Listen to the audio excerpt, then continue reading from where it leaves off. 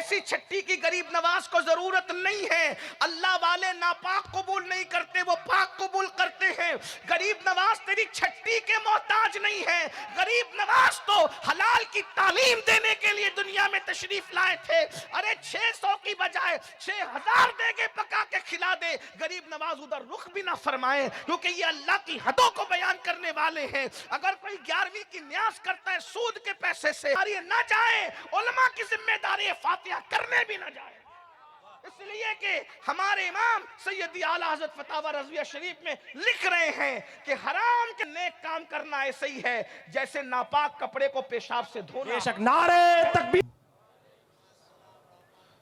الحمدللہ رب العالمین والعاقبۃ للمتقین۔ خواجہ جی دل میں میرے کیا گل کھلایا آپ نے، ظلمتوں میں نور کا دیپک جلایا آپ نے، تاکہ یہ بن جائے ولیوں صوفیوں کی سرزمین، تاکہ یہ بن جائیں ولیوں صوفیوں کی سرزمین۔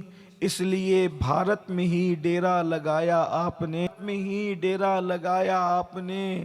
تھا وہ جو اجڑا ہوا سا شہر ریگستان کا، تھا جو وہ اجڑا ہوا سا شہر ریگستان کا، اس کو اجمیر مقدس کہلوایا آپ نے، اس کو اجمیر مقدس کہلوایا آپ نے۔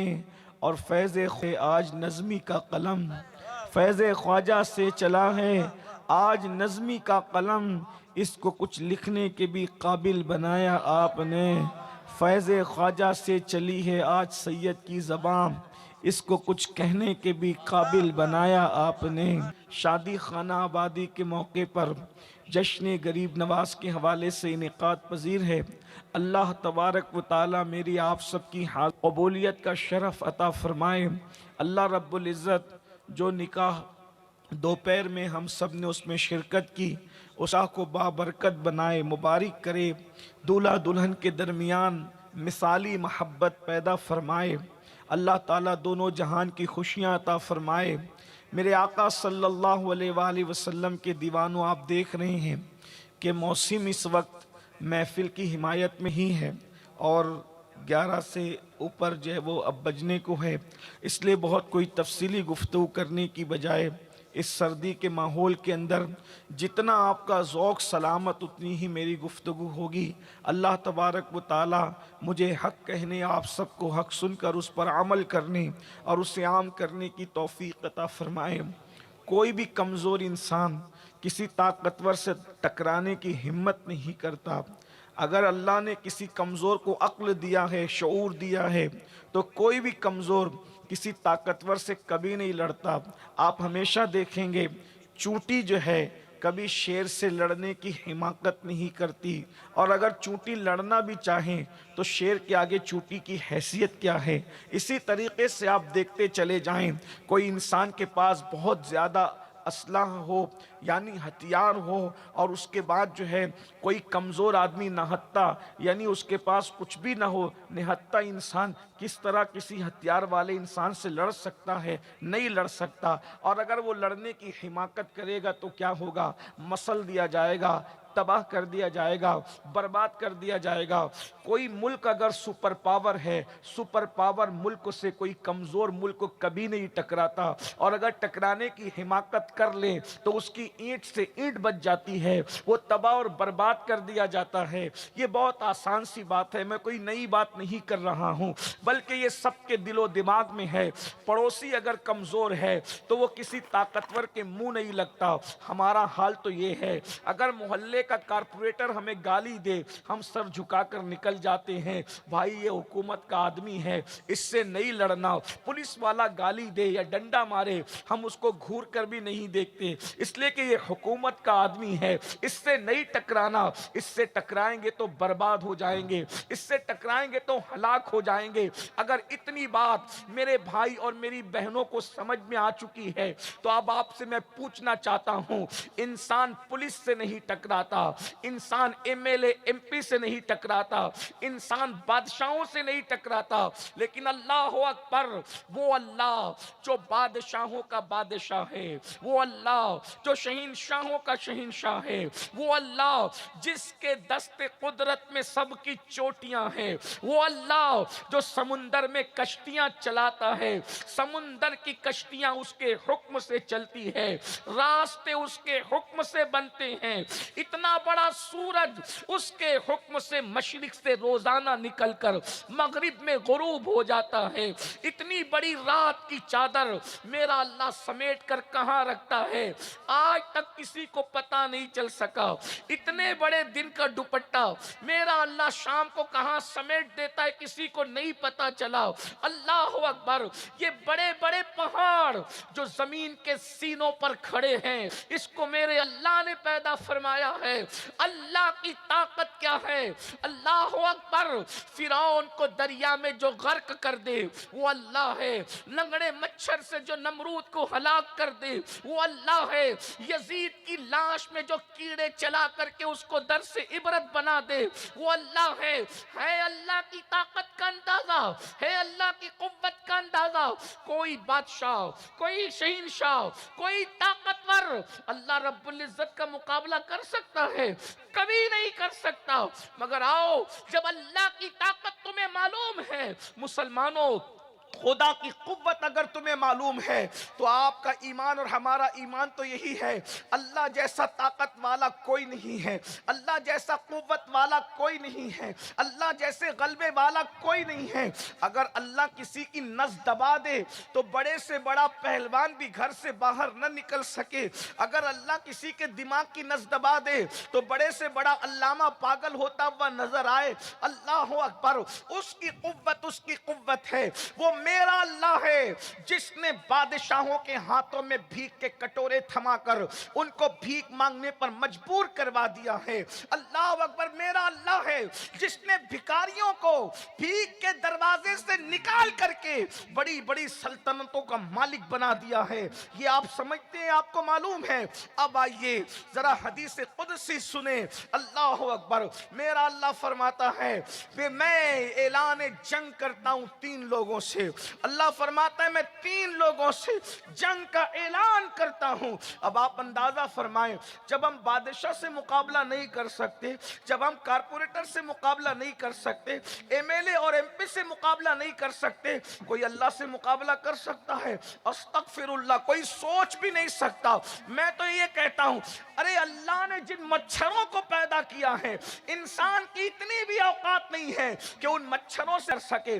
اگر اللہ 20-25 مچھر نہیں, ایک ہی مچھر کسی انسان پہ مسلط کر دے تو اس کی ہلاکت کے لیے وہی ایک مچھر کافی ہوتا ہے. وہ مچھر جس کو انگلیوں میں مسلا جا سکتا ہے. کیا نمرود کو میرے اللہ نے لنگڑے مچھر سے ہلاک نہیں کیا؟ ایک ہی مچھر, وہ بھی ٹانگ ٹوٹا ہوا مچھر. اور اللہ نے بتا دیا, مغرور انسان, باغی انسان, خدا کے غضب کو چیلنج کرنے والے انسان, طاقت تیری نہیں ہے, طاقت صرف اللہ کی ہے. اللہ طاقت والا ہے, اللہ غلبے والا ہے, اللہ قوت والا ہے. اور وہ ارشاد فرماتا ہے, ان بطش ربک لشدید, تیرے رب کی پکڑ بڑی سخت ہے. حدیث پاک کا مفہوم ہے, 3 لوگوں سے اللہ نے جنگ کا اعلان کیا ہے. ہے کسی میں ہمت اللہ سے کے جنگ کے اعلان کو, اس کے چیلنج کو قبول کرنے کی ہمت ہے؟ اور اگر کوئی آئے گا اس کا انجام کیا ہوگا؟ دیکھ لو کیا انجام ہوا نمرود کا, کیا انجام ہوا فرعون کا, کیا انجام ہوا بخت نصر کا, کیا انجام ہوا شداد کا, کیا انجام ہوا قارون کا. 3 لوگوں سے اللہ جنگ کا اعلان کرتا ہے. نمبر 1, کہیں ہم بھی تو اس میں نہیں ہیں جن سے اللہ جنگ کا اعلان کرتا ہے کہ ہم بھی تو اس میں نہیں ہیں؟ نمبر 1, سب سے پہلا وہ انسان جس سے اللہ جنگ کا اعلان کرتا ہے. نمبر 1 وہ جو لوگوں کے سامنے نیکی کرتا ہے, تنہائی میں گناہ کرتا ہے, ایسے کے ساتھ اللہ جنگ کا اعلان کرتا ہے. ابھی کسی کو میں آپ کو نہیں کہوں, آپ مجھے نہ کہیں, سب اپنے آپ میں ڈوب کے سوچو, ہماری تنہائیاں کیسی, ہماری تنہائی کی راتیں کیسی ہیں, ہماری راتوں کا حال کیا ہے, کیا ہم تنہائی میں کیا کرتے ہیں؟ اللہ فرماتا ہے جو تنہائی میں گناہ کرے میں اس کے ساتھ جنگ کا اعلان کرتا ہوں۔ کہاں ٹکے گا انسان؟ جس سے خدا جنگ کا اعلان کرے کہاں ٹکے گا انسان؟ اس کی حیثیت کیا ہے؟ انسان کی قوت کیا ہے؟ اللہ ساری قوت تو رب کی دی ہوئی ہے۔ بھائیو، اللہ کی طاقت یہ ہے کہ اگر اللہ تبارک و تعالی یہ جو ناخن ہے انسان کے، جس کبھی غور کیا ناخن آتا کہاں سے؟ کبھی غور کیا بال آتے کہاں سے؟ اللہ کی طاقت پہ غور کرو۔ وہ مردہ انڈے سے زندہ مرغی پیدا کرتا ہے، اس کی طاقت پہ غور کرو۔ کسان اناج کو زمین میں بو کر کے بھول جاتا ہے، اسی دانے میں وہ اتنی طاقت پیدا کرتا ہے کہ اگر میں اور آپ انگلی سے زمین کو کھودنے لگے تو انگلی زخمی ہو جائے مگر زمین کھود نہیں سکتے۔ لیکن اللہ کی طاقت جب وہ دانے میں قوت پیدا کرتا ہے، اس پر کرم کی نظر ڈالتا ہے تو دانے کو اتنا پاورفل بنا دیتا ہے کہ وہ زمین کو پھاڑ کر کے نکلتا ہے۔ یہ اللہ کی قوت ہے۔ اللہ کی قوت ذرا سوچو، غور کرو، اور پھر سوچو کہ اللہ فرما رہا ہے میں اعلان جنگ کرتا ہوں اس سے، کس سے؟ جو تنہائی میں گناہ کرے۔ آج ہم اپنی تنہائی کا جائزہ لیں، کوئی کسی کو نہ کہے سفید کپڑے ہیں، داڑھیوں کی تراش خراش اچھی ہے، حاجی صاحب، نمازی صاحب، اللہ صاحب، فلاں صاحب کہلا رہے، تنہائی کیسی ہے؟ بلکہ اللہ تبارک و تعالیٰ تو ایک دوسرے مقام پر یہ بھی ارشاد فرماتا ہے جو تنہائی میں گناہ کرتے ہیں اور سب کے سامنے نیکی کرتے ہیں، میں ان کی نیکیوں کو ہباء منصورہ کر دوں گا، یعنی بکھرے ہوئے ریت کے ذرات کی طرح کر دوں گا۔ جیسے ریت کے ذرات بکھرے ہوئے ہوتے ہیں، اور وہ بھی کیسے ذرات؟ آپ نے صبح کے وقت ٹھنڈی کے موسم میں دیکھا ہوگا ہماری درگی سے یا چھوٹے چھوٹے سوراخ سے جو چھن کر کے کرنیں آتی ہے گھر میں، تو اس کرنوں کے اندر اس دھوپ میں ہمیں بہت باریک باریک ذرات صرف دھوپ میں نظر آتے ہیں۔ ویسے باریک ذرات کر دے گا اللہ تمہاری نیکیوں کو۔ لوگوں کے سامنے نیکی کر کے، حاجی نمازی بن کر اور تنہائیوں کے اندر گناہ کر کے، اللہ نیکیوں کا یہ حال کرے گا، یعنی نیکیاں بے فائدہ کر دے گا، نیکیوں کو ضائع کر دے گا، نیکیوں کو برباد کر دے گا، نیکی تمہارے کام نہیں آئے گی۔ اس لیے کہ قرآن کہتا ہے وَالْعَاقِبَةُ لِلْمُتَّقِينَ، آخرت تو جو ہے وہ متقیوں کے لیے ہے۔ اور اللہ پاک غیرت والا ارشاد فرماتا ہے ہم نیکی بھی اسی کی قبول کرتے ہیں جو ہم سے ڈرتا ہے۔ اللہ اکبر۔ آج ہماری تنہائیاں کیسی ہے؟ کوئی عورتوں پر بد نظری کر کے تنہائیوں میں، کوئی گندی فلمیں دیکھ کر تنہائیوں میں، اللہ اکبر، کوئی نرم نرم گدوں پر لیٹ کر گندی چیزیں دیکھ رہے تنہائیوں میں، کوئی اللہ اکبر زنا کے اڈوں کو تک آباد کر رہا ہے۔ دیکھ رہے ہو تو انسان نماز پڑھتا ہے، اور اگر لوگ نہیں دیکھ رہے ہوں تو انسان نماز میں بھی کوتاہی کرتا ہے۔ صرف ایک روایت اس حوالے سے عرض کر کے آگے بڑھنا چاہتا ہوں، کیونکہ میں نے پہلے ہی کہا موسم کی وجہ سے میں جلدی گفتگو ختم کروں گا۔ حضرت سیدنا زید رضی اللہ تبارک و تعالیٰ ارشاد فرماتے ہیں کہ مجھے بڑا شوق تھا قبرستان آنے جانے کا، تاکہ میں قبرستان آیا جایا کروں۔ قبرستان آنے جانے میں انسان کو اس کی موت یاد آتی ہے۔ جب میں قبرستان گیا تو میری آنکھ لگ گئی، میں نے ایک منظر دیکھا۔ منظر یہ تھا کہ آسمان سے ایک زنجیر جو ہے، ایک چین اترتی ہے، اور میں دیکھتا ہوں کہ لوگ اپنی اپنی قبروں سے باہر نکلتے ہیں۔ ایک بندہ تھا، وہ آگ کی زنجیر، آگ کی چین اس کے منہ میں ڈالی گئی، اور منہ میں جا کر کے پیٹ سے گزر کر اس کے پاخانے کے مقام سے وہ نیچے کو نکلی، اور اس کے بعد فرشتے اس کو عذاب دینے لگے۔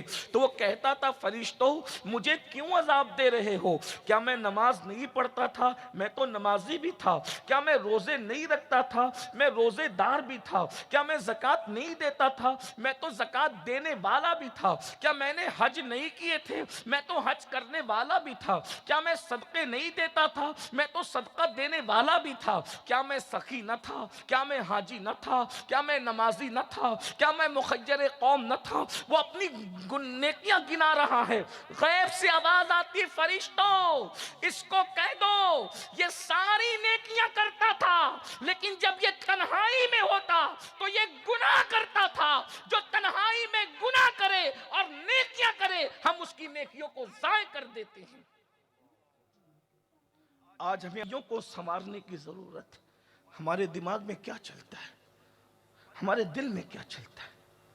انسان کو بتانے کے لیے نیک بن رہا ہے، اور اللہ دیکھ رہا ہے تو ساری گندگی کر رہا ہے۔ اللہ فرماتا ہے میں جنگ کا اعلان کرتا. آج سب پریشان, انگلیوں پہ گن لو جو پریشان نہیں ہے. وجہ ہمارے گناہ ہیں, ہمارے جرائم ہیں, ہمارے پاپ ہے. کیونکہ جب یہ آیہ کریمہ نازل ہوئی وَمَا أَصَابَكُم مِّن مُّصِيبَةٍ فَبِمَا كَسَبَتْ أَيْدِيكُمْ, کہ تم پر جو بھی مصیبت آتی ہے وہ تمہارے اعمال یعنی گناہوں کی وجہ سے آتی ہے. تو اللہ کے رسول علیہ السلام نے صحابہ سے فرمایا اے میرے صحابہ, اگر تمہارے بدن پر کھجلی بھی ہوتی ہے نا, جو ہاتھ پیر کھجاتے ہیں وہ بھی گناہ کی وجہ سے کھجاتے ہیں. آنکھیں پھڑکتی ہے وہ بھی گناہ کی وجہ سے, پیر میں کانٹا چبھتا ہے گناہ کی وجہ سے, ٹھوکر لگتی ہے گناہ کی وجہ سے, چراغ بھی بجھتا ہے گناہ کی وجہ سے.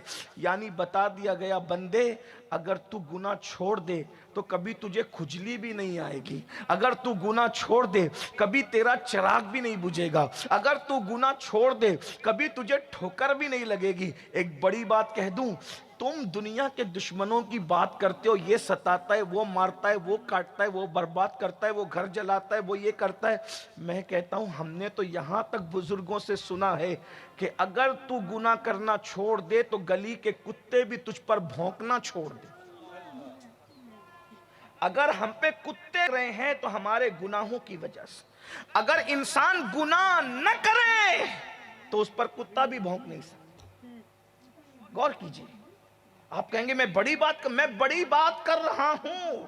امام عبدالوہاب شارانی اپنی کتاب میں لکھ رہے ہیں کہ چند نوجوان اپنا ایمان بچانے کے لیے رات کی تنہائی میں نکلے, ان کے پیچھے پیچھے کتا ہو گیا. انہوں نے ڈر کے مارے کہا کتے کی فطرت میں بھونکنا ہے, ابھی بھونک کر ہمیں پکڑا دے گا. مڑ کر پتھر اٹھایا, مارنے کی کوشش کی. امام شارانی لکھتے ہیں کہ کتے نے پیچھے کے دو پیروں کو کھڑا کیا, آگے کے دو پیروں کو ہاتھ کی شکل میں جو ہے وہ ظاہر کیا اور کہنے لگا اللہ والو میں کتا ضرور ہوں, میری فطرت بھونکنا ضرور ہے, لیکن ہمیں اتنا شعور دیا گیا ہے کہ اللہ والوں پر نہیں بھونکا جاتا, اللہ کے دشمنوں پر بھونکا جاتا ہے.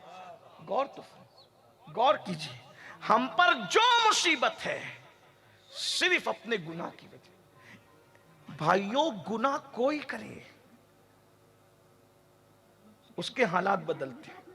آپ حدیث پاک پڑھے, علامہ ابن الجوزی لکھتے ہیں سلیمان علیہ السلام کا جو تخت تھا بہت بڑا تھا, صبح سے شام تک وہ مشرق سے مغرب پہنچاتا تھا. ابھی تک فلائٹ بھی اتنی تیز رفتار نہیں ہوئی جتنی تیز رفتار پیغمبر سلیمان علیہ السلام کا تخت تھا.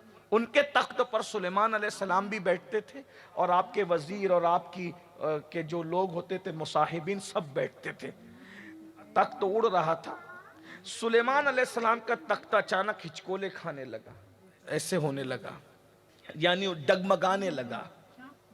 پیغمبر سلیمان علیہ السلام نے اللہ سے کی اللہ میرا تخت بھی ہل رہا ہے. کہا سلیمان جو تمہارے ساتھ بیٹھے ہیں نا تخت پر, ان کی نیتیں ڈگمگانے لگی تو یہ تخت بھی ڈگمگانے لگا. ان سے کہہ دو یہ اپنے حالات درست کر لے, ہم تمہارا تخت درست کر دیں گے. غور کیجیے. لوگ کہتے ہیں حالات کب بدلیں گے, میں نے کہا ہم بدلیں گے تب حالات بدلیں گے. ہر آدمی دیکھو نا, دنیا دار دین دار سب اپنے آپ میں جھانک کر دیکھو ہماری تنہائی کیا ہے. کہیں ہم منافق تو نہیں ہو گئے. منافق کہتے ہی اس کو ہیں کہ لوگوں کے سامنے کچھ اور ہو, تنہائی میں کچھ اور. ہم تنہائی میں کیا کچھ نہیں کرتے. اگر لوگ دیکھ رہے ہوں تو پان کا کھایا بھی نہیں تھوکتے, اگر لوگ دیکھ رہے ہوں تو بڑا لقمہ بھی نہیں کھاتے, اگر لوگ دیکھ رہے ہوں تو کھڑے ہو کے پانی بھی نہیں پیتے. لیکن اللہ دیکھ رہا ہے تو زنا کے اڈوں تک چلے جاتے, اللہ دیکھ رہا ہے جوئے کے اڈے تک چلے جاتے, اللہ دیکھ رہے ہیں عورتوں پہ پاپ کی نظر. جو قوم اللہ کی قدر انسانوں کے برابر بھی, تو اللہ تو قرآن میں یہی کہتا ہے نا وما قدر اللہ حق قدری, تو نے میری وہ قدر کی ہی نہیں جیسا کہ قدر کرنے کا حق تھا. انسان دیکھ رہا ہے تو تو اتنا محتاط ہو گیا, اور اللہ دیکھ رہا ہے, تیری احتیاط کہاں گئی. نمبر پر اعلان جنگ ان کے ساتھ ہے. اللہ کے ساتھ ٹکراؤ گے تو انجام خود ہی سمجھ لو, دنیا بھی برباد ہے. بھائی اللہ کے ساتھ ٹکرانا کس کو کہتے ہیں؟ امام حسین کے ساتھ ٹکرانے کا انجام دیکھ لو. امام حسین کے ساتھ ٹکرانے والا ٹکرایا, نسل ختم ہو گئی, قبر کا نشان ختم ہو. ارے جو अल्लाह के महबूब बंदे से टकराया, उसका ये अंजाम हुआ। अब अगर किसी को पता चल जाए कि अल्लाह जंग का ऐलान उसके साथ कर रहा है जो तन्हाई में गुनाह करता है, उसके लाशऊरी तौर पे जो हुआ सो हो गया। लेकिन अब मालूम होने के बाद भी कोई जुरत लाए तो फिर उसका अपना मामला है। आज जो नशे हो रहे हैं, शराब पी जाती है, जो वो एमडी इस्तेमाल की जाती है, क्या ये तन्हाई में नहीं होते काम? सब तन्हाई में होते, अकेले में होते। नंबर 2, दूसरा बंदा जिसके साथ अल्लाह ऐलान जंग करता है। अल्लाह फरमाता है जो सूद खाए, जो सूद ले और जो सूद दे, हम उसके साथ ऐलान जंग करते हैं। आज ये बला भी बहुत आम है। मुसलमानों का तकरीबन 80% तबका इसमें गिरफ्तार हो गया है। अब तो डर लगता है किसी के घर दावत में भी जाने से। ना मालूम है तो बात अलग है, लेकिन बहरहाल नाम की हदीस जब पढ़ा जाता है तो रोंगटे खड़े होते। अल्लाह के रसूल अलैहि सलाम ने फरमाया एक दौर ऐसा आएगा जो सूद से बचना चाहेंगे, जो सूद से जो नहीं बचेंगे उनका जिक्र नहीं, जो बचना चाहेंगे, मोहतात लोग जो सूद से बचना चाहेंगे उन तक भी सूद का गर्द गुबार पहुंच कर रहेगा। जो बचना चाहेंगे उन तक भी गुबार पहुंच कर रहेगा, जो नहीं बचना चाहेंगे तो वो तो डूब ही जाएंगे। आज सूद, लेन और देन दोनों 80% तबका, मैं कह रहा हूं जिम्मेदारी से, क्योंकि लेने और देने वाले दोनों को मिला ले, गवाह रहने वालों को मिला ले, लिखने वालों को मिला ले, तो आप देख लीजिए कि 80% तबका, ये तो मैं मोहतात अंदाज से कह रहा हूं, वरना अगर आप और तहकीक कर ले तो देखिए कौन बचा हुआ है सूद से, इल्ला माशाअल्लाह सूद में मुब्तला है। और नाम बदल बदल कर सूद लिया जा रहा है, नाम बदल बदल कर। याद रखना, नाम बदलने से हकीकत नहीं बदलती। आपकी समातों पर अगर बार पड़े जुमला तो माफ कर देना, लेकिन समझाने के लिए मैं मजबूर हूं ये कहने के लिए, अगर पाखाने का नाम बदल कर कोई अपनी प्लेट में ले करके खाए तो नाम बदलने से पाखाने की हकीकत नहीं बदल जाएगी। पेशाब पर अल्लाह अकबर, अगर उसका कोई नाम बदल कर उसको कोई और नाम दे दे और पेशाब पीने लग जाए तो नाम बदलने से हकीकत नहीं बदलेगी। बनी इसराइल में हम में फर्क क्या रहा? हुजूर अलैहि सलाम ने 1450 साल पहले ये कह दिया था, फरमाया मेरे आका ने, यहूदियों ने जो जो किया मेरी उम्मत वो करेगी, यहूदियों के नक्शे कदम पर चलेगी मेरी उम्मत, उन्होंने जो जो किया वो करेंगे। यहां तक मेरे आका ने फरमाया अगर किसी यहूदी ने मां के साथ जिना किया था तो मेरी उम्मत का भी कोई फर्द अपनी मां के साथ जिना करेगा। अगर कोई यहूदी बिल में घुसा था तो मेरी उम्मत का कोई फर्द भी बिल में जाकर के घुसेगा। यानी यहूदियों के तरीके पे उम्मत का तबका चल पड़ेगा। देख लो, यहूदियों ने अल्लाह के हलाल को हराम किया था और अल्लाह के हराम को हलाल किया था। अल्लाह ने फरमाया, क्या फरमाया? गौर कीजिए, अल्लाह ने फरमाया सनीचर के दिन शिकार नहीं करना। अल्लाह ने फरमाया, कुरान में मौजूद है, सनीचर के दिन शिकार नहीं करना। नहीं किया शिकार, लेकिन ये अल्लाह की आजमाइश है। जब कोई सुधरता है तो बंदे बाद में आजमाते, पहले अल्लाह आजमाता है। अल्लाह है, बेनियाज है। सनीचर का शिकार मना किया, सनीचर को हमें किसी दिन मना नहीं किया, उनका इम्तिहान था सनीचर के दिन शिकार नहीं करना। छुट्टी मनाओ, एहतराम करो हफ्ते के दिन का, सैटरडे का एहतराम करो, सनीचर का एहतराम करो यहूदियों के लिए, संडे का एहतराम ईसाइयों के लिए, और हमारा एहतराम जुमा के लिए। मगर वो काम धाम नहीं कर सकते थे और हमें इजाजत है काम करो, क्योंकि अल्लाह ये चाहता है यहूदियों से भी ज्यादा मालदार हम तुम्हें देखना चाहते हैं, ईसाइयों से भी ज्यादा मालदार हम तुम्हें देखना चाहते हैं। क्यों? इसलिए कि ज़कात जिस मजहब में हो वो कौम को मालदार ही होना चाहिए, सदका जिस मजहब में उस कौम को मालदार ही होना चाहिए। ये और बात है कि लोग पता नहीं कैसी कैसी पट्टी पढ़ाते हैं, कहा ये तो गरीबों का मजहब है। मैंने कहा ये गरीबों का मजहब कभी रहा ही नहीं है। सैयदुल आलमीन से लेकर के आज तक जितने अल्लाह के बड़े बड़े बरगजीदा बंदे सब मालदार रहे हैं। हुजूर अलैहिस्सलातु व तस्लीम कोई कम मालदार थे? ये और बात है کہ آتا تھا صبح کو لاکھوں اور شام ہونے سے پہلے پہلے تقسیم ہو جاتا تھا اور پیٹ پر پتھر باندھ لیتے تھے اللہ کی رضا کے لیے. ورنہ حضور علیہ السلام کبھی غریب نہیں رہے. ہاں حالات کبھی کبھی انسان پر آتے جاتے رہتے ہیں, وہ تعلیم امت کے لیے تھا. ورنہ حضور علیہ السلام اتنے مالدار تھے, ایک دیہاتی بوڑھا آ کر کے کہتا ہے اے محمد مجھے کچھ عطا کیجئے. حضور علیہ السلام اس کو لے جا کر کہتے ہیں یہ جنگل بھر کے جتنی بکریاں ہیں وہ میری ہے, جا میں نے تجھے عطا کر دیا.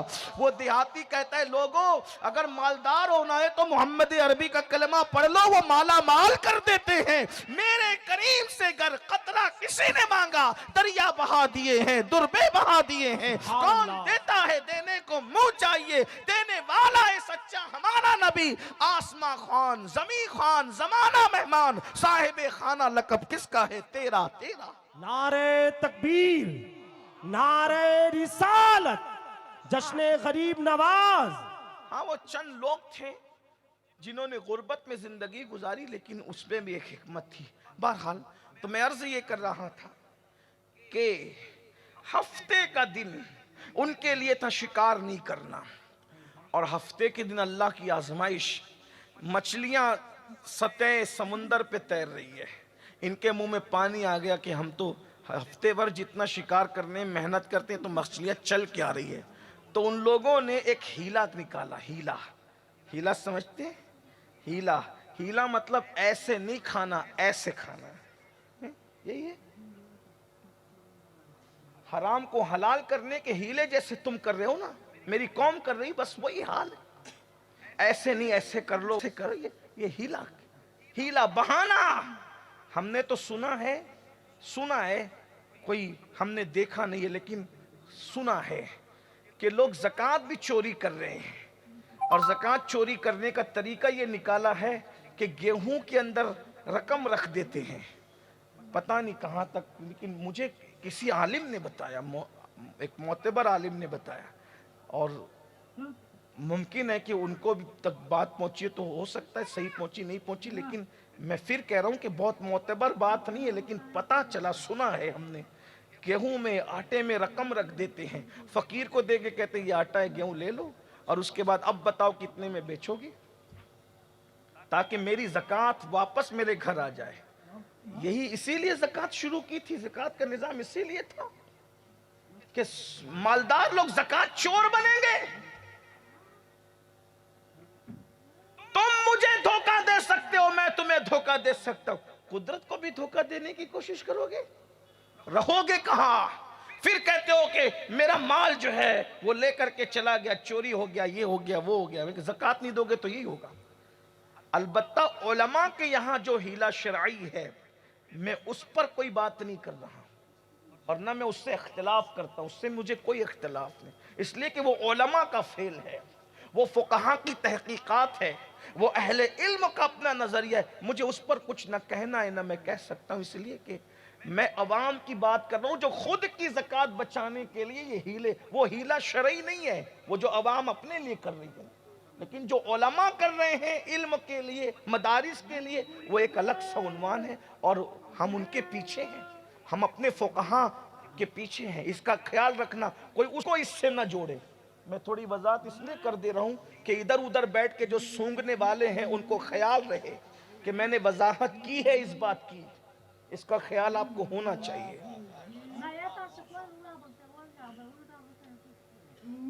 اگر زکوٰۃ دے دو,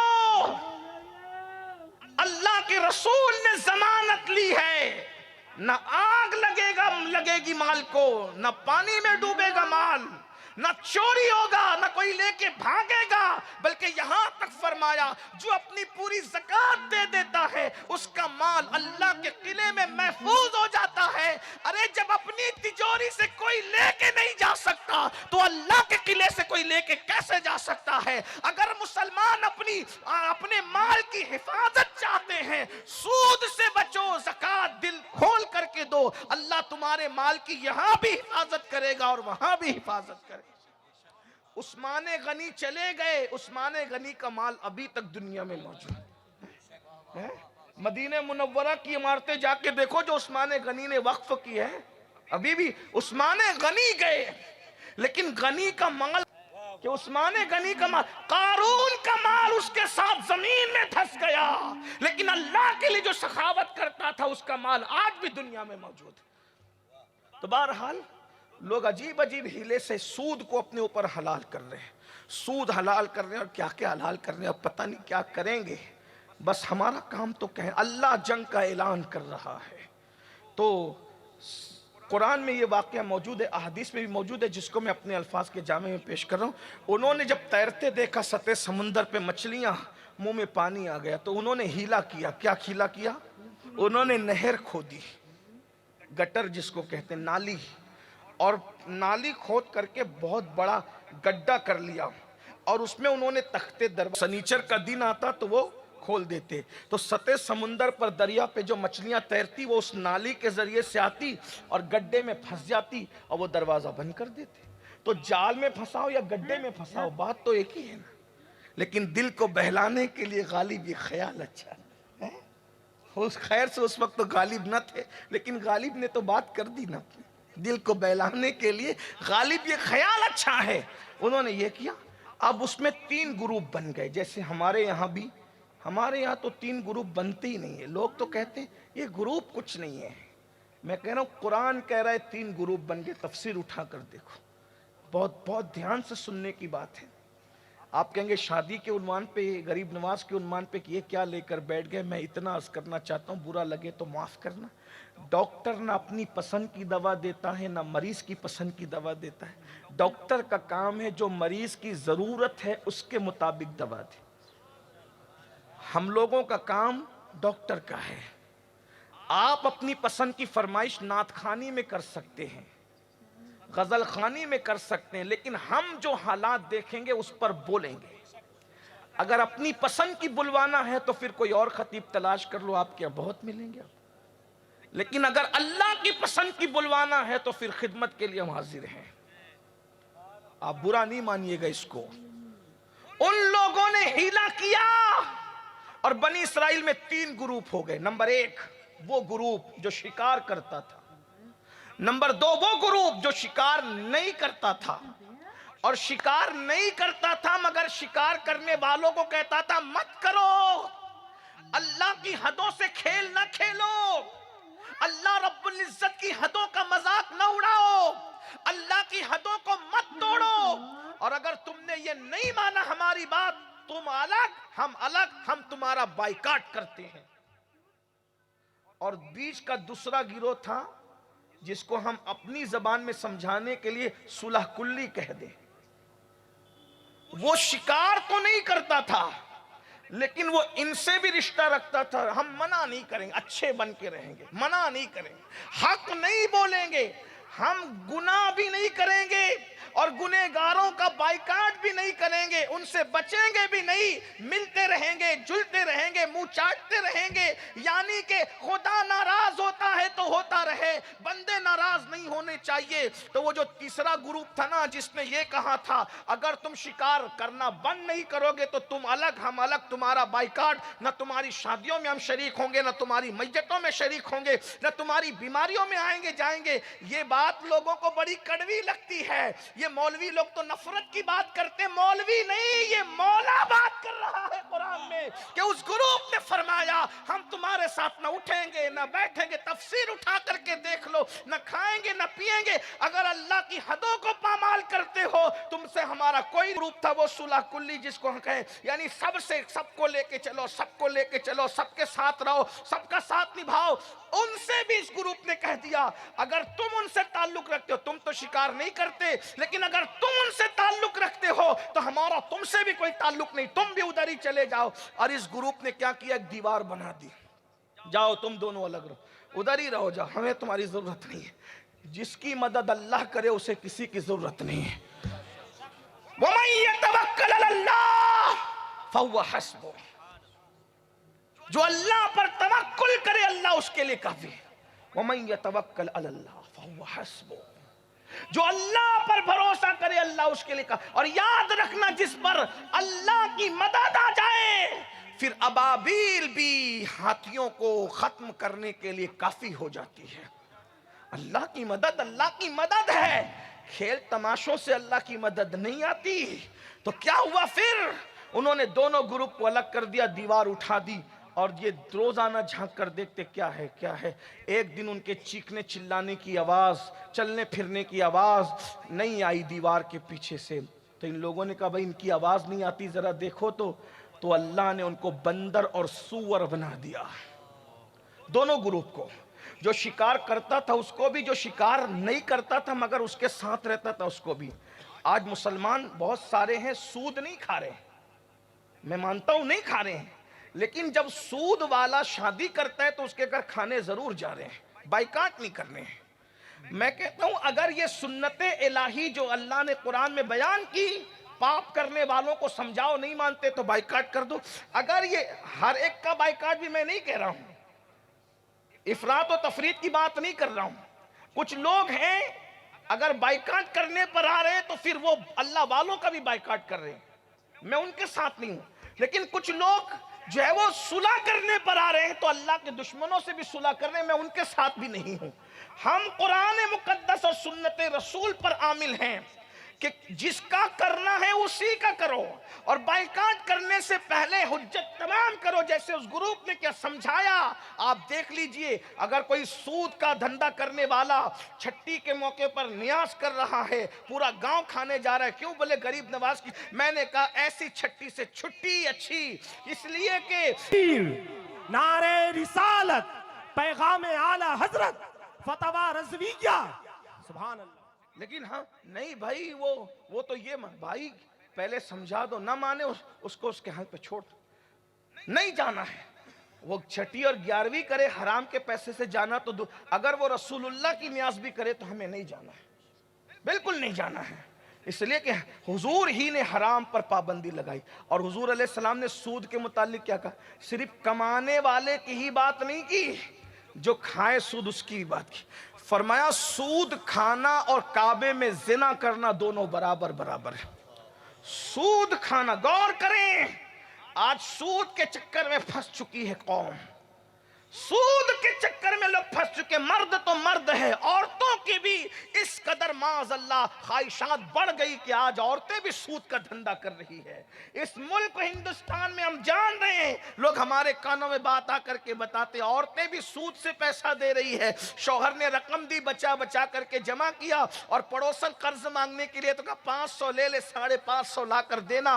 एक दिरहम भी, एक छोटी सी रकम भी सूद है। फरमाया काबे में जिना करना और सूद खाना बराबर बराबर है। और दूसरे मकाम पर इरशाद फरमाया, सीने पे हाथ रख कर के इस हदीस को सुन ले, अल्लाह के सच्चे रसूल सादिक और मज़दूक के फरमान का मफ़हूम है, जिसने सूद का एक लुक़मा खाया गोया उसने अपनी मां के साथ 36 मरतबा जिना किया। आप बताइए, सूद आम हो रहा है। अल्लाह ने ऐलान, और याद रख, सूद का धंधा करने वाला ज्यादा दिन तक मालदार नहीं रह सकता, क्योंकि अल्लाह ने कुरान में फरमाया, कुरान मुकद्दस में अल्लाह रब्बुल इज्जत का इरशाद फरमाता है, हम तिजारत को बढ़ाएंगे, तिजारत में बरकत अता करेंगे। और अल्लाह पाक इरशाद फरमाता है, हम सूद को बर्बाद करेंगे, सूद को तबाह करेंगे। बल्कि यहां तक सुन ले, मुफक्किर ने बड़ी प्यारी बात फरमाई, फरमाया सूद खाना भी हराम है और सूअर खाना भी हराम है। तो मुसलमान जो सूअर के नाम से नफरत करते हैं और सूद खाते हैं, वो सूअर क्यों नहीं खाते? जब सूद खाते हो तो सूअर क्यों नहीं खाते? इसलिए सूअर से नहीं बचते कि अल्लाह ने हराम किया। अगर अल्लाह के हराम की बुनियाद पे सूअर से बचते तो सूद से भी बचते। लेकिन सूअर क्यों नहीं खाने कि सूअर को ये खुद नापसंद करते हैं। सूअर को अल्लाह ने हराम तो किया, ये खुद नापसंद करते हैं। बल्कि कहने वाले ने यहां तक कह दिया, दिल के कानों से सुन ले, अल्लाह करे सूद खोरों तक ये आवाज पहुंचे। फरमाया कि सूद खाना सूअर खाने से भी बुरा है, इसलिए कि सूअर हराम जरूर है, लेकिन सूअर खाने वाले के साथ अल्लाह ने जंग का ऐलान नहीं किया है। मगर जो बंदा सूद खाता है, अल्लाह ने उसके साथ ऐलान जंग फरमाया है। और इमाम इब्न हजर तो यहां तक कह गए कि सूद खोर पर मैंने शबे कद्र में भी अजाब होते हुए मुशाहिदा किया। शब कद्र में भी उसकी कब्र से अजाब ना उठा। मैंने सूद खोर पर शब कद्र में, हज कितनी बड़ी सआदत है, सुने आप, कितनी बड़ी सआदत है हज। हदीस पाक में आया, जो हज के रास्ते में मर गया, जो हज के रास्ते में मर गया, अल्लाह उसे हर साल हज का अजर अता फरमाएगा। एक हदीस पाक में कि फरिश्ता उसका हम शक्ल हज करेगा। एक हदीस पाक में हर साल उसको हज की सआदत नसीब होगी। एक हदीस पाक में यहां तक आया, जो हज के रास्ते में मरा, जब वो अपनी कब्र से उठेगा तो लब्बैक पढ़ते हुए उठेगा, है ना। अब सुनिए सूद का वबाल। रिवायतों में आता है कि एक शख्स सफर हज में मर गया, सफर हज में, और उसका मुंह उसी सफर हज में मरने पर गधे की तरह हो गया। लोग परेशान हुए, और जब उसको दफन करना चाहा, जब उसको दफन करना चाहा, जो कब्र थे उसमें से सांप निकलता, जो खोदते थे सांप। हाजी की बात, सफर हज में मरा है, सफर हज, इसलिए कि जो हराम से सफर हज करे वो सफर हज भी नहीं है, जो हराम से सफर उम्रा करे वो सफर उम्रा भी, हर कदम पे गुनहगार हो रहा है वो। हलाल शर्त है, याद रखना, उम्रा करना फर्ज नहीं है हम पर, लेकिन हलाल कमाना हम पे फर्ज है। बेवाओं को पालना हम पे फर्ज नहीं है, हलाल कमाना हम पे फर्ज। कुछ लोग तो ये कहते हैं मैं हराम जो कमाता हूँ ना, सट्टे का धंधा करता हूँ, सूद का धंधा करता हूँ, शराब बेचता हूँ, ये करता हूँ, इससे मैं कहीं 100 बेवाओं को पालता हूँ। किसने कहा बेवाओं को पालने, किसने कहा? अरे तू अपने पेट में हलाल डाल, तेरी जिम्मेदारी इतनी। तलबुल हलाल फरीदतुन अला कुल्ले मुस्लिम, हर मुसलमान पे तलब हलाल फर्ज है, लाजिम कर दिया गया है। तो जहां कब्र खोदते थे वहां सांप निकलता था। सांप, लोग हजरत इब्ने अब्बास के पास दौड़े दौड़े पहुंचे, कहा सरकार जहां कब्र खोदते हैं वहां सांप निकलता है, कहा दफन कर दो, पूरी जमीन भी वहीं डाल दो उसको। तो एक शख्स ने बहुत उसको सीरियस लिया, और जाकर सफर हज से लौटने के बाद उसकी बीवी से पूछा कि उसका गुनाह क्या था। कहा कि नेक तो बहुत था, लेकिन आखिरी उम्र में जब कमाने के काबिल नहीं रह गया तो फिर वो सूद का धंधा करने लगा, ब्याज खाने लगा था। हो सकता है भाइयों ये सूद है, अल्लाह करे हम तौबा करें, हलाल को लाजिम पकड़ो। देखो मैं आगे की तरफ बढ़ता हूँ, लेकिन एक बात आपसे कहता हूँ, हमें यकीन करना चाहिए कि जो अल्लाह माँ के पेट में हमें रोजी देता है, माँ के पेट में, और ना माँ खिला सकती थी ना बाप खिला सकता था, है ना, नहीं खिला सकता, लेकिन उस पेट में किसने खिलाया? अल्लाह ने माँ के पेट में। जब बच्चा 4 महीने का हो जाता है माँ के पेट में, तब उसमें जान आ जाती है, तब उसमें जान आ जाती है। अल्लाह ने एक फरिश्ते को मुकर्रर किया, किस लिए? ताकि माँ के पेट में वो फरिश्ता हमें खिलाता रहे। जिसने माँ के पेट में ना रोशनी जा सकती थी, ना सुई जा सकती थी, ना किसी का तसव्वुर जा सकता था, ना गुमान जा सकता था। माँ तो मस्त खाती थी, बाप भी खाता था। हमारा ख्याल था माँ और बाप को खिलाने का? ख्याल था? नहीं था। वहां अल्लाह खिला रहा। तो जो माँ के पेट में इतने छोटी सी कोठरी में हमें नहीं भूलता, तो वो हमें दुनिया में कैसे फरामोश कर देगा? नियत अच्छी कर लो, जो मुकद्दर में लिखा है उतना ही मिलना है, तकदीर से ज्यादा नहीं मिलेगा, वक्त से पहले नहीं मिलेगा। मैं आपको समझाने के लिए एक हिकायत पढ़ता हूं, गौर से सुनना, फिर आगे चलेंगे एंड की तरफ। हजरत सैयदना जुन्नून मिस्री रहमतुल्लाह अलैह एक सफर में थे, सफर में थे, और आपका मुरीद साथ में था।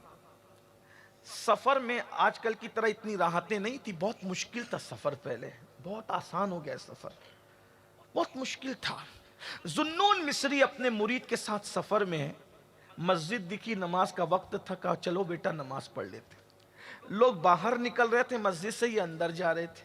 इनकी सवारी थी, सवारी के ऊपर जो है वो घोड़ा सवारी की शक्ल में था, जीन रखी हुई थी। जीन समझते? उस पे बैठने के लिए वो जो होता है पीठ से लेकर के पैर तक लटका होता है, जिस पे चढ़ करके आदमी बैठता है, उसको जीन कहते हैं। ठीक समझ गए ना? मैं अगर समझाने में कामयाब हुआ हूं तो समझ गए ना आप मेरी बात को, मैं क्या कहना चाहता हूं।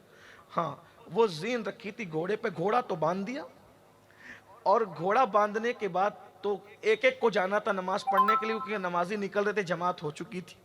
ذوالنون مصری نے کہا بیٹا یہ نمازی بڑا بھولا بھالا دکھتا ہے, ایماندار دکھتا ہے, ایک کام کرتے ہیں اپنے دونوں جماعت کر لیتے ہیں اور اس کو کہتے ہیں کہ زین سنبھالیں, ہمارا سامان سنبھالیں. تو کیا ہوا, وہ جو بھولا بھالا چہرے سے دکھ رہا تھا, بڑا نیک دکھ رہا تھا, تو اس کو کہا کہ ہماری زین سنبھالو, ابھی نماز پڑھ کے آتے ہیں. ادھر یہ نماز پڑھ کے باہر نکلے تو زین بھی غائب ہے اور وہ نمازی صاحب بھی غائب ہے.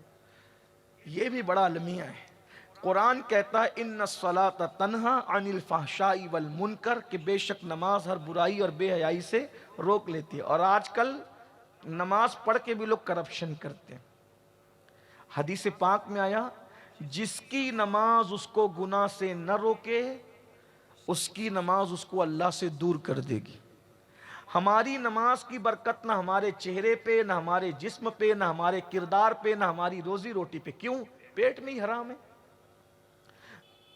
سب لوگ نماز پہ زور دے رہے ہیں, نماز پڑھو نماز پڑھو نماز. میرے بھائی پہلے حلال کرو, اس لیے کہ اللہ کے رسول علیہ السلام نے فرمایا جس کے پیٹ میں ایک لقمہ حلال حرام کا ہوگا 40 دن تک اللہ اس کی عبادت قبول نہیں کرے گا, نہیں ہوگی قبول. اور یہاں تو یہ سبق پڑھایا جاتا ہے نماز پڑھو سب معاف ہے. کون سی نماز ہے؟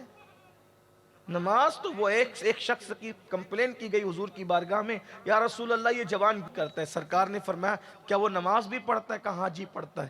میں اگر وہ نمازی ہے تو ایک دن اس کی نماز اس کو گناہ سے روک لے گی. اور ایسے ہی ہوا, پھر اس نے گناہ نہیں کی. تو ذوالنون مصری رحمت اللہ علیہ نے دیکھا زین غائب ہے, گھوڑے سے سامان غائب ہے, گھوڑا کھڑا ہوا ہے ایسے ہی. آپ نے انا للہ و انا الیہ راجعون پڑھی. مرید تا ٹینشن میں آ گیا, وہ پیر صاحب تے ٹینشن میں وہ نہیں ہے, انہوں نے انا للہ پڑھی. جب کوئی صدمہ تو انا للہ پڑھنا چاہیے. مرید کو کہا بیٹا یہ پیسے لو, بازار جا کے نئی زین خرید کے لاؤ. کیا کریں گے, مسافر ہے, کیا کر سکتے تھے. جب وہ بازار گیا تو وہی نمازی صاحب لے کر کے بیٹھے ہوئے تھے, زین بیچ رہے تھے. کتنے میں دو گے؟ مرید تربیت یافتہ تھا, مرید تربیت یافتہ. اللہ والے اپنی ذات کے لیے نہیں لڑتے. تربیت یافتہ مرید نے دیکھا ہماری زین ہے, اس کو کچھ نہیں کہا. کتنے میں بیچو گے؟ کہا اتنے میں. اس نے کہا 2 درہم میں. 2 درہم دیے, زین لے لی. جیسے لے کے آیا تو مرشد نے کہا بیٹا یہ تو اپنی ہے. کہا ہاں حضور وہی بیچ رہا تھا, اسی سے خریدا. کتنے میں؟ کہا 2 میں. اللہ تو نے سچ کہا, تیرے محبوب نے سچ کہا. کہا حضور سمجھا نہیں. میں بیٹا اللہ کی عزت کی قسم, جب ہم سامان سنبھالنے کے لیے اس کو سونپے تھے اور نماز کے لیے جا رہے تھے تو میں نے دل میں نیت کی تھی کہ اگر یہ ہمارا سامان سنبھال رہا ہے, بیچارہ وقت دے رہا ہے, تو جب میں نماز پڑھ کے باہر نکلوں گا تو اس کو 2 درہم انعام میں دوں گا. میری نیت تھی 2 درہم دوں گا اس کو, کیونکہ وہ ہمارا سامان سنبھال رہا تھا. لیکن اللہ کی شان, 2 ہی درہم اس کی قسمت میں لکھے تھے. اگر یہ نہ بھی چوری کرتا تو اس کو 2 درہم ضرور ملتے. لیکن چونکہ اس کی نیت حرام سے حاصل کرنے کی تھی, ملے 2 ہی. اگر حلال سے حاصل کرنے کی نیت ہوتی تو بھی 2 ہی ملتے, حرام سے نیت کی تو بھی 2 ہی ملے. فرق اتنا ہے, حلال سے کماتا تو درہم بھی ملتے, خدا کی رضا بھی ملتی. حرام سے کمایا, درہم تو مل گئے مگر خدا کی رضا نہیں ملی, بلکہ وہ جہنم کا ایندھن بن رہا ہے.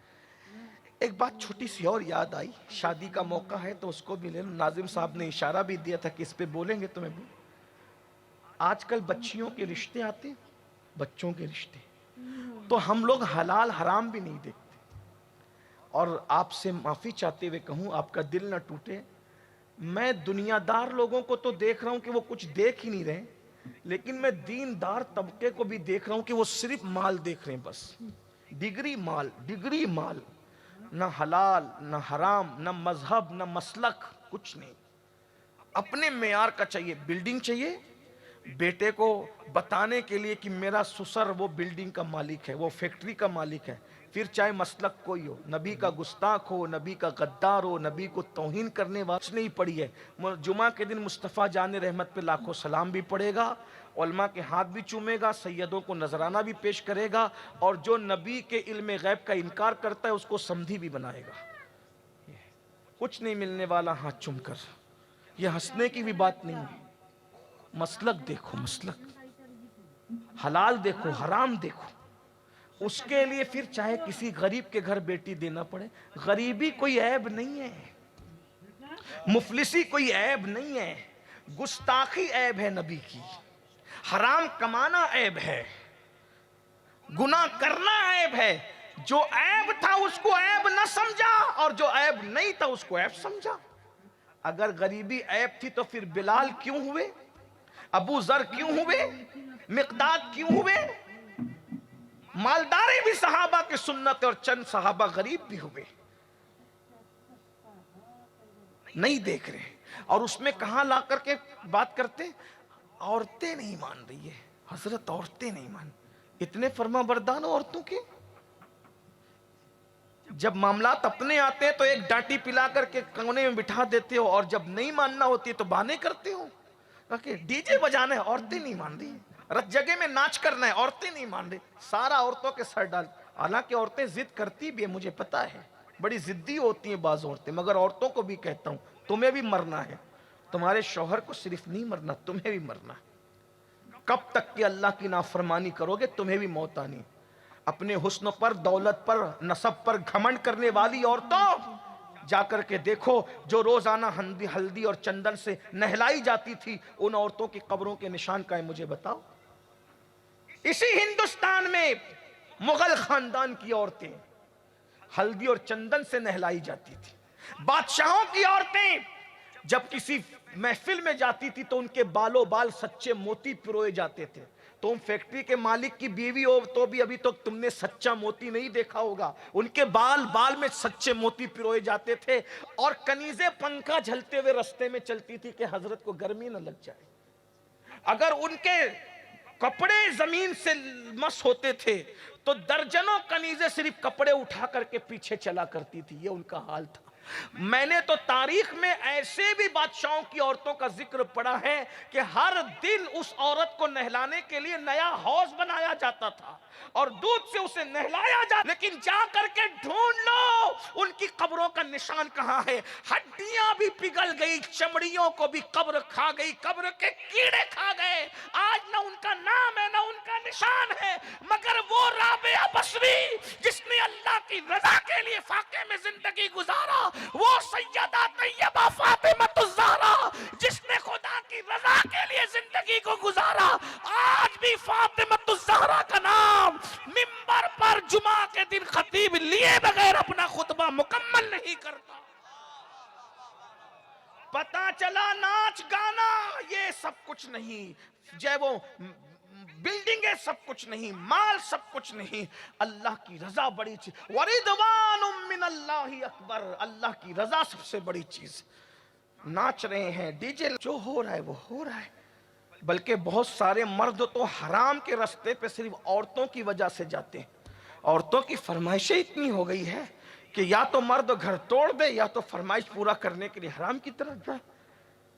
صرف بیوٹی پارلر جانے کے لیے ہزاروں چاہیے، یہ حال ہے۔ میں پوچھتا ہوں مرنا نہیں ہے، تم اپنے حسنات نہیں ہے، یہ کسی ٹوٹے ہوئے دل کی آواز ہے۔ مجھے تو یہ دکھ ہے کہ بہت سارے، سب نہیں بہت سارے بیوٹی پارلر زنا کی دلالی کے اڈے بن گئے ہیں، وہیں سے عورتوں کو فروخت کیا جاتا ہے، رابطے کروائے جاتے ہیں۔ مسلمانوں کو شرم نہیں آتی کہ دلہنوں کو سنوارنے اور سجانے کے لیے بھی بیوٹی پارلر بھیجتے ہیں، مہندی لگوانے کے لیے بھی معاذ اللہ منکرین اسلام، دشمنان اسلام، جس نے ٹائٹ جنس پہنی ہے اس کے زانوں پر، اس کی مانڈی پر، اس کے ران پر ہاتھ رکھ کے مسلمان کی بیٹی مہندی لگوا رہی ہے، جو اپنا ہاتھ چچا زاد بھائی کے ہاتھ میں نہیں دے سکتی، جو اپنا ہاتھ پھپھی زاد بھائی کے ہاتھ میں نہیں دے سکتی، جو اپنا ہاتھ مامو زاد بھائی کے ہاتھ میں نہیں دے سکتی، ارے جو اپنا ہاتھ اپنے پیر کے ہاتھ میں نہیں دے سکتی۔ حتیٰ کہ رسول اللہ سے صحابیات نے کہا مرد تو مصافحہ کر کے آپ کے ہاتھ میں ہاتھ دیتے ہیں، ہمیں بھی مصافحے کی اجازت دیجئے۔ حضور نے فرمایا میں عورتوں سے مصافحہ نہیں کرتا، انہیں دعا دی جا سکتی ہے۔ جب سید المعصومین کے ہاتھ میں مسلمان کی بیٹی اپنا ہاتھ نہیں دیتی مصافحے کے لیے، تو کافر کے ران پر تمہاری بیٹی مہندی لگانے کے لیے ہاتھ کیسے رکھتی ہے؟ چوڑی پہننے کے لیے کافر کے ہاتھ میں ہاتھ کیسے دیتی ہے؟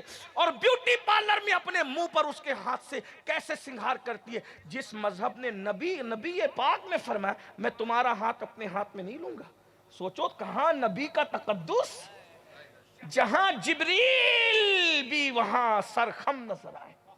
जिब्रील अमीन भी जिसके तलवों पर अपनी पेशानी मलते नजर आए, वो मासूम ही नहीं बल्कि सैयदुल मासूमीन है। जहां गुनाह और खता करीब से गुजर कर भी नहीं जा सकता, वो मुस्तफा जाने रहमत की जात है। हुजूर ने फरमाया मैं औरतों से मुसाफा नहीं ना किया, मुसाफा मैं नहीं करता मुसाफा। सोचो तो सही, नबी के हाथ में हाथ नहीं दिया जा रहा है और यहाँ चूड़ी पहनने के लिए ब्यूटी पार्लर के नाम पे मैं काफिरों के यहाँ, वो भी वो जानी शराबी जिसका एहतिमाम। और तुम्हारी गैरत कहाँ गई भाइयों? कौन से दीनदार हो? हदीस पाक में आया, अल्लाह के रसूल अलैहिस्सलाम फरमाते हैं जन्नत के दरवाजे पे लिखा है दय्यूस के लिए जन्नत की खुशबू भी हराम है। साहबा ने पूछा दय्यूस कौन है? फरमाया जिस घर की औरतें ये सारे काम करें ना, ऐसे मर्दों से यूं राब्ता करे और वो मर्द मना ना करे, वो दय्यूस है, दय्यूस। अल्लाह ना उसका फर्ज कबूल करता है ना नफल कबूल करता है। सिर्फ दाढ़ी रखकर जन्नत नहीं मिलनी है मेरे भाई, सिर्फ टोपी पहन के जन्नत नहीं मिलनी है, मस्जिद में पौती और मदरसे में पौती बनाने पे सिर्फ जन्नत नहीं मिलनी है।